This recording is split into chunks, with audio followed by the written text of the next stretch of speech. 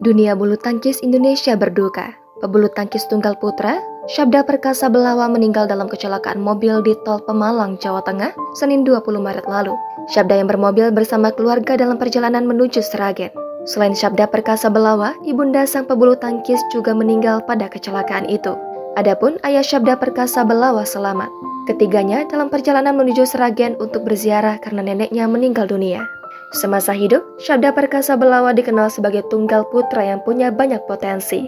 Satu di antara aksinya yang paling diingat adalah saat secara heroik mampu membalikkan ketertinggalan 2 kali saat bertarung melawan wakil Korea Selatan di Thomas Cup 2022. Berkat kemenangan Syabda Perkasa Belawa, tim bulu tangkis Indonesia melaju ke babak semifinal Piala Thomas Cup 2022 karena unggul 3-2 atas Korea Selatan setelah bermain imbang 2-2. Menghadapi tunggal putra Korea Selatan, Yoon Gyu-lee, Syabda Perkasa Belawa sempat tertinggal di game 1 dan game 2 untuk kemudian menuntaskan laga sengit itu dengan rubber set 21-14, 11-21, dan 21-16. Syabda Perkasa Belawa dikenal sebagai sosok yang dekat dengan keluarganya. Bahkan ia sempat membagikan potret ibunya yang memakai kerudung di Instagram. Kala itu, Syabda menuliskan caption "The One and Only" yang menunjukkan bahwa dirinya sangat dekat dengan sang ibu. Unggahan tersebut bak menjadi potret terakhir Syabda Perkasa bersama sang ibunda di Instagram yang disematkannya. Unggahan itu kini dikomentari banyak warganet yang menyampaikan bela sungkawanya.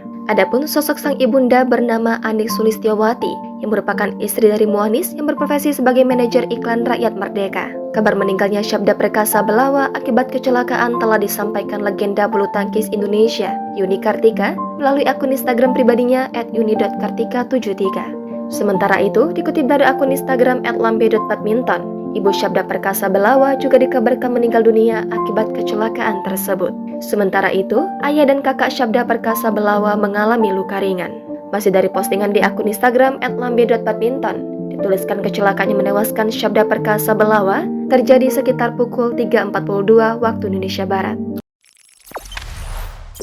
Jangan lupa subscribe, share, komen, dan like ya!